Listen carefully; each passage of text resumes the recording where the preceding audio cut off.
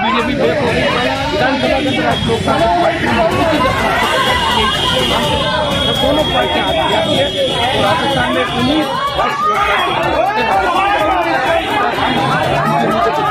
Corona काल बड़ी रैलियां नहीं कर पाए, लेकिन हर समय राजस्थान की सरकार के खिलाफ और जब देश के अंदर किसानों को आवश्यकता पड़ी तो सत्ता छोड़ के और सड़क पर अगर कोई सांसद बैठा तो शाहजहांपुर बॉर्डर को जाम करके देश का एकमात्र एमपी था जिसने सत्ता का त्याग किया और 70 दिन सड़क पे बैठ के और जिद्दी इस सरकार को झुकाए, तीनों कृषि बिल वापिस प्रधानमंत्री को लेने पड़े। ऐसा जन आंदोलन देश और प्रदेश के अंदर खड़ा किया। आज दुर्भाग्य है कि करोड़ों रुपए खर्च कर कांग्रेस को अपने ही विधायकों में भरोसा नहीं, अपने ही मंत्रियों पर भरोसा नहीं। उनके मंत्री खुलेआम सीएम के खिलाफ दिन में बोलते हैं और शाम को जाकर उनके बाड़े में चले जाते हैं। ये बाड़ाबंदी का मतलब है कि एक तो घर होता है, एक बाड़ा होता है पशुओं के लिए। बाड़ा अपन पुराने हिसाब से कहते हैं घर बाड़ा के अंदर आप पशुओं को रखते हो। किस तरह हमारी इज्जत उतारी जा रही है नेताओं की, किस तरह हॉर्स ट्रेडिंग के आरोप लग रहे हैं। अब तो खुलेआम ये हो गया रेट कितनी है बताओ, कितने में क्या बेचेगा, क्या हो गया। ये सारा जो राजस्थान है, ये राजस्थान के माथे पे कलंक लगा है पूरे देश के अंदर। और इस कलंक को धोने का हमने भी ये कहा कि राज्यसभा चुनाव के अंदर आप वोट देकर, राज्यसभा की आवश्यकता ही नहीं है। कहाँ आवश्यकता राज्यसभा की बताओ मुझे। लोकतांत्रिक व्यवस्था के अंदर आपका लोकसभा एक ही सदन काफी है, सिर्फ अपने लोगों को पुरस्कृत करने के लिए राज्यसभा बना दी, राज्यपाल बना दी। इनकी आवश्यकता नहीं, देश के अंदर संविधान नहीं कहता कि इनको रखो। मैं मांग भी करूंगा इस बार जब सदन चलेगा कि ये हटाया जाए, ये सारा राज्यसभा हटाया जाए, राज्यपाल के पद हटाया जाए। ये फालतू का खर्चा करते हैं, गवर्नर कितना खर्चा करते हैं बताओ मुझे, करोड़ रुपए खर्च करते हैं, कोई इनका हिसाब किताब लेने वाला नहीं है। और आज दुर्भाग्य से देखो कि कांग्रेस पार्टी के जो उम्मीदवार है वो तीनों उम्मीदवार बाहरी उम्मीदवार है। आगे भी जो बीजेपी या कांग्रेस से गए राजस्थान के बाहर के उम्मीदवार जीत के गए राज्यसभा में, बाहर के स्टेट के जीते हुए एक भी आदमी कभी राजस्थान की बात करते हम नहीं था। एक सांसद से मिला राज्यसभा के, मैंने कहा साहब आप राजस्थान चाहते हो?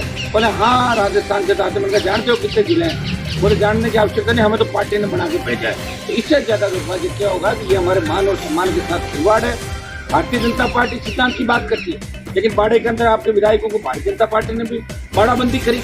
और क्योंकि राष्ट्रीय लोकतांत्रिक पार्टी का पहले ही स्टैंड था कि राष्ट्रीय लोकतांत्रिक पार्टी इन चुनाव में कांग्रेस भारतीय जनता पार्टी के सिंबल पे वोट नहीं देगी। हमारे सामने दो ही विकल्प, या तो हम वोट का बहिष्कार करते हैं और या फिर निर्दलीय सुभाष चंद्रा जी को वोट देते। और वोट का बहिष्कार हमने इसलिए नहीं किया कि लोग कहते थे कि वोट का बहिष्कार कर दिया।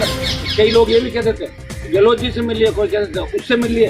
तो हमने लोकतंत्र के अंदर लोकतंत्र विश्वास रखते हुए वोट का फैसला लिया। और वो हमारे कमिटमेंट में है कि आरएलपी के तीनों विधायक कांग्रेस भाजपा के अलावा जो तीसरा विकल्प होगा उसको वोट करेंगे। क्योंकि आरएलपी पार्टी का स्टैंड पहले से क्लियर था।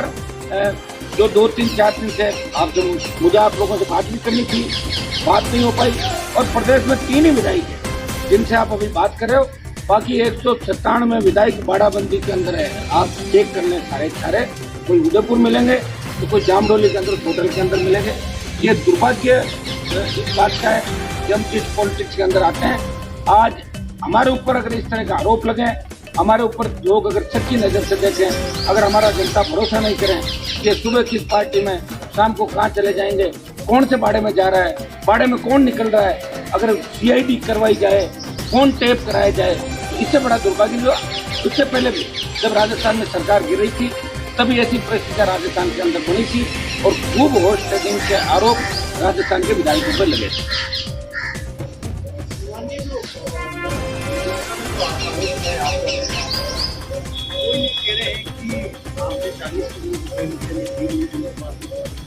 कहने को तो कोई कुछ कहते हैं, उससे कुछ नहीं होता। कल रात को ही जैसे ही आप पार्टी के एमएलए ने मेरे पर आरोप लगाए और उसने जिस तरह ट्विटर पे कुटरचित तैयारी करके नोटों की गड्डियां दिखाई, जैसे कोई नोट लेते देते समय उसको जो पच्चीस था वो नोट इस तरह होते थे, तो उसका आपराधिक मुकदमा जालूपुरा थाने के अंदर रात को ही हमने बात करके हमारे प्रदेश में दर्ज करवा दिया और उच्च न्यायालय का दरवाजा भी खटखटाएंगे। इस तरह सच की लोकप्रियता हासिल करने के लिए कोई व्यक्ति किसी पे भी आरोप लगाते, क्योंकि आप पार्टी का राजस्थान में कोई जनाधार नहीं, एक भी विधायक उनका नहीं। कोशिश करी थी एमपी और एमएलए के चुनाव के अंदर, उनको कैंडिडेट भी नहीं मिले थे, वोट कितने के थे आपको सबको पता है।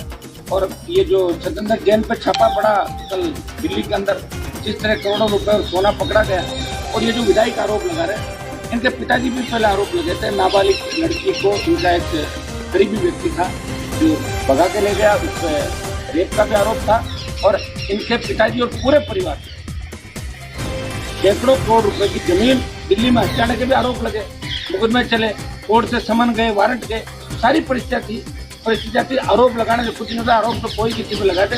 मुझे तो इस मामले में इतना ही कहना है कि आप पार्टी सिर्फ दिल्ली में इसलिए सत्ता के अंदर आई, कांग्रेस बीजेपी ने हाथ मिला लिया था, और पंजाब के अंदर कि आप इसलिए जीती कि लोग लंबे समय से कांग्रेस अकाली जो राज कर रहे थे उनसे परेशान थे, विकल्प नहीं था। कांग्रेस ने इन वक्त में जो इस तरह चेहरे चेंज किए बदले, तो जिनको वोट मिल गया, लेकिन यही उत्तर प्रदेश था जहाँ आपकी एक भी सीट नहीं थी, और राजस्थान में भी आप पार्टी का कोई भविष्य मुझे नजर नहीं आ रहा है। सस्ती लोकप्रियता के लिए किस तरह मूसेवाला की सिक्योरिटी हटा के उसकी निर्मम हत्या कर दी गई, इससे कितनी बड़ी बदनामी देश के अंदर हुई। उनको खुद का दामन पहले देखना चाहिए। और अन्ना हजारे जिन्होंने भ्रष्टाचार के खिलाफ बड़ा आंदोलन किया, उसकी मीडिया का बहुत बड़ी भूमिका थी। और मैं तो यहाँ तक कहना चाहूँगा कि आप पार्टी जो आज दिल्ली में सत्ता में या पंजाब में, उसमें मीडिया का बहुत बड़ा योगदान रहा था। और जब केजरीवाल और ये लोग अन्ना हजारे के नहीं हुए, उसको घर बिठा दिया, तो ये किसी के नहीं हो सकते। और इसको जो विधायक आरोप लगा, मैं इसका नाम तो नहीं जानता क्या मुकदमा दर्ज कराया, लेकिन इसके मानसिक इलाज की भी आवश्यकता, मानसिक इलाज इसका कराया जाए। मुझे लग रहा है कि ये ज्यादा डिप्रेशन के अंदर आ गया।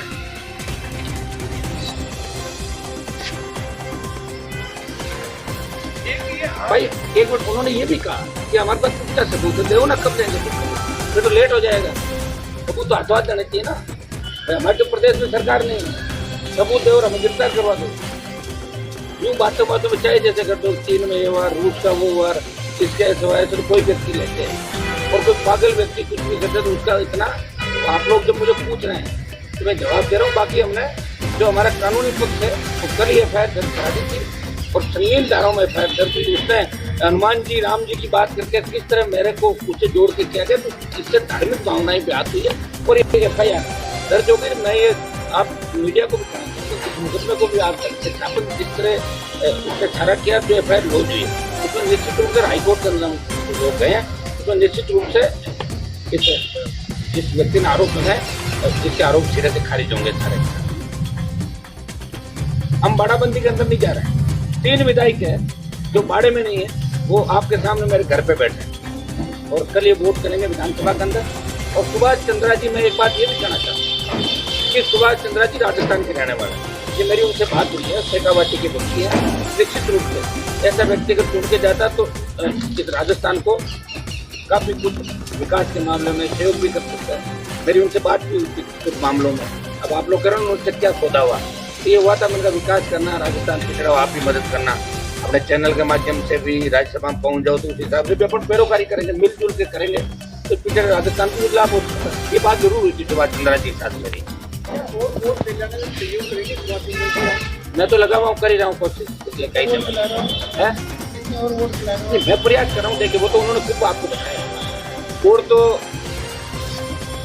प्रयास, क्योंकि जब कैंडिडेट बने तो निश्चित रूप से जीत के हिसाब से गणित सिखा रहे होंगे, प्रयास कर रहे हैं।